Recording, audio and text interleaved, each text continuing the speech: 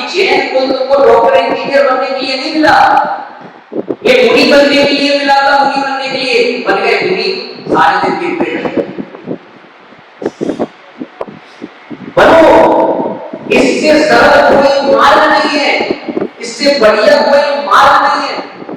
और संयम की ऐसी साधना जो है, ये संयम ऐसी चीज है, विपत्तियां आती तो अपने आप दूर हो जाती हैं। इसलिए इस मार्ग को कठिन मत समझो। इस मार्ग को आप जो है घर के सब कार्य आपने पूरे कर लिए हैं, बच्चों की शादी हो गई है, उनको जो है सब चाबी सौंप दो। जितने भी हमारे महापुरुष होते हैं, अपने बच्चों को सब सौंप कर देना तो पड़ेगा। जीते भी रजिस्ट्री कर दोगे तो बच्चे कहेंगे बाबू जी बहुत बढ़िया थे, ये सब जो है देखेंगे। बहू कहेगी सास बड़ी अच्छी थी है, और तुमने ऐसे जबरदस्त बनने की बात देना तो है ही है, और बात में दिया तो कोई पूछने वाला नहीं है। तो इसीलिए अपने कल्याण के लिए ये मार्ग है, हमें जैन कुल मिला है, इतना पवित्र उच्च कुल मिला है। आप कितनी औरतें हैं सुबह उठ के झाड़ू लगाती हैं, सुबह उठ के झाड़ू लगाती हैं, और मैं देखता हूँ नमस्कार करती हूँ तो मैं सोचता हूँ ये कौन है? ये वही कहना है जो जैन कुल में तो जन्म हुआ, सीतानी बन के जो है इधर उधर तो घूमने चलेगी, मंदिर नहीं आई, पूजा भक्ति आदि नहीं की, कभी मुनियों को आराध किया तो सीतानी से क्या बन गई? रोड की रानी। और जिनने भगवान की भक्ति की वो सीतानी से जो है सचिन रानी। इसीलिए अपना कल्याण यदि हम चाहते हैं तो बन जाओ, संकल्प इतना कर लो, हम 10 साल बाद, 20 साल बाद, 15 साल बाद बनेंगे। बनेगा कोई इसमें 1 2 3 4 5 6 7 तो 7 और अभी बताओ इतने बच्चे होते ना तो मैं बच्चों में हाथ उठाता तो अभी 4 से 10 अभी छोटे छोटे बच्चे अभी पीछे एक बच्ची होगी 4 साल की बच्ची, 2 बच्चे आगे बैठे 4 साल की होगी, उन्हें हाथ उठाया। अभी जाके कुछ भी नहीं जानते, लेकिन एक भावना, एक विचार तो है, जाना तो है। सांबा अपना पाने के रखो, चोरों से होशियार रहो, जाने कब चलना पड़ जाए चलने को तैयार रहो, जाने कब सीढ़ी बज जाए सिंगल जाए चुप चुप चुप चुप चुप रे।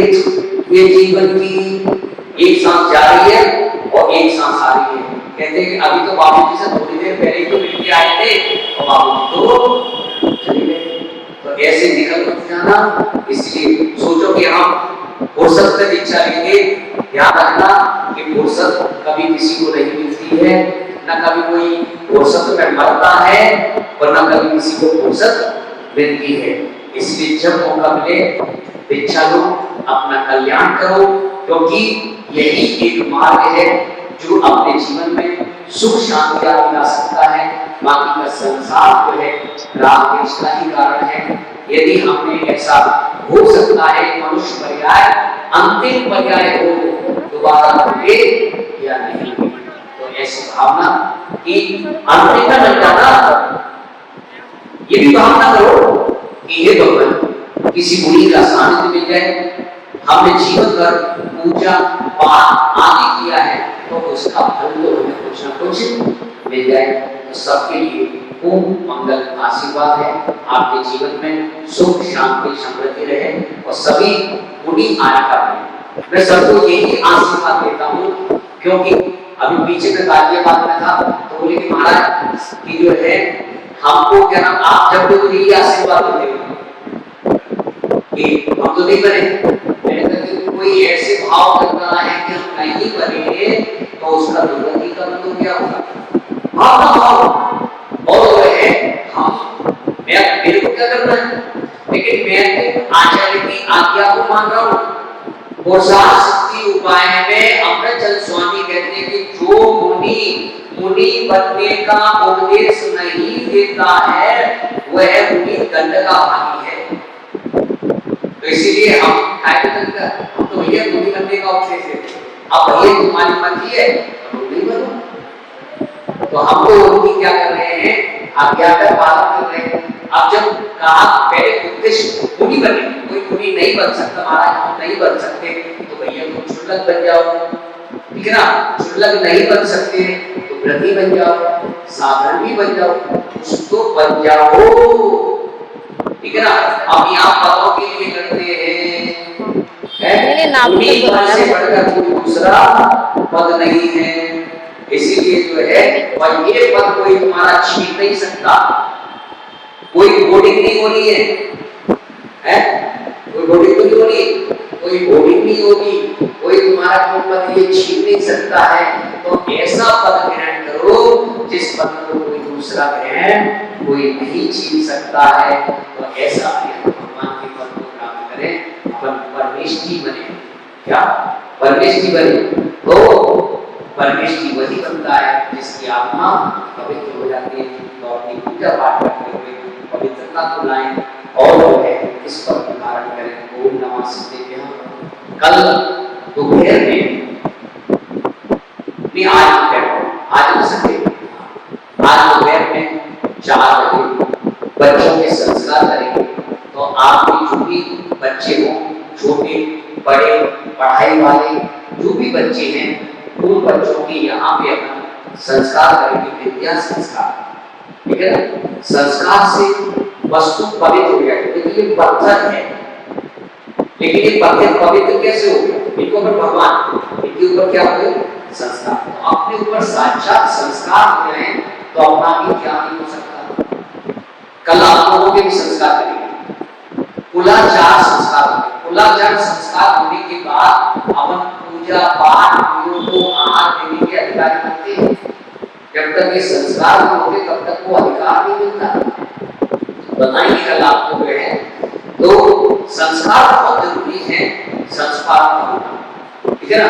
ये तो अंतिम में भी यदि लकड़ी संस्कार नहीं हो तो क्या तुम्हारी क्लास ना पड़ी, है ना। तो वो भी अंतिम संस्कार के लिए ले जाते हैं। तो इस संस्कारों का जो है प्रभाव आती है। तो आज हम जानते हैं, आपके जानने में, आपके परिवार में, रिश्तेदारों में जो भी हो, उन बच्चों को आप जो है उनके हाथ पे मंत्र देखा जाएगा, उन्हें एक विद्या का लॉकेट दिया जाएगा और जो है उन्हें अमृत रस पिलाया जाएगा, ठीक है ना।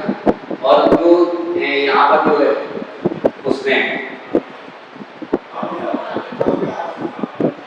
ये सीए जो कर रहे हैं ना, आईपीएस जो है ना, उन बच्चों को भी बोल देना।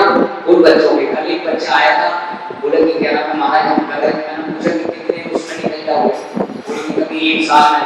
तो उनके भी विद्या संस्कार जो है आदि जो है करेंगे। कल एक व्यक्ति आया, वो इंटरव्यू वगैरह दे रहा है पर कामयाबी नहीं मिलती। ये हमारे मंत्रालय का होते हैं। तो मंत्र जाप आदि से ये सारी दुविधाएं क्या हो जाती है, दूर हो जाती है, ठीक है ना। तो इन बच्चों को भी बोल देना, तो उन बच्चों के भी जो है संस्कार आदि। आप इधर तो हो गया, इधर आप कल्याण मंदिर करो कि कल्याण मंदिर भी आचार्य खूबचंद जी के द्वारा लिखा हुआ कि ये मंत्र की बड़ी महिमा है। इस मंत्र की महिमा पता है, चित्तौड़गढ़ में वहां पर एक पेज निकला, उस पेज में जो है कि फिर आचार्य ने पूरा निकालने का हो गया। तो वहां से देवी के द्वारा आकाशवाणी हुई कि बस एक ही पेज कहना, और उसी के फिर महाराज बिहार करते हुए उज्जैन नगरी पहुंचे। तो पहले क्या होता था, राजा जिस धर्म को मानता है उस धर्म को प्रजा स्वीकार करती है। तो उस समय आचार्य वहां पहुंचे, राजा ने कहा कि शंकर जी की जो पिंडी है उसको नमस्कार। तो आचार्य भगवान ने जो है नमस्कार किया, उस शंकर जी की पिंडी में जो है पार्श्वनाथ भगवान दिखाई दिए और राजा ने जो है जैन धर्म को अपनाया और पूरी प्रजा किसने क्या कहते हैं, उज्जैन नगरी। उज्जैन का मतलब होता है उत्कृष्ट नगरी जैनियों की। उज्जैन जहाँ उत्कृष्ट जैन रहते हैं उसे उज्जैन कहते हैं। तो पूरा जो है कि जैन धर्म को मानने वाले ऐसे हमारे आचार्यों ने श्रद्धा भक्ति से धर्म की खूब जब विविधताएं आई तो उनको जो है कि धर्म जनता आदि से उनके तो आप सबके लिए आशीर्वाद है, उन्हीं आरिका बनेगा। फिर आपकी मर्जी है।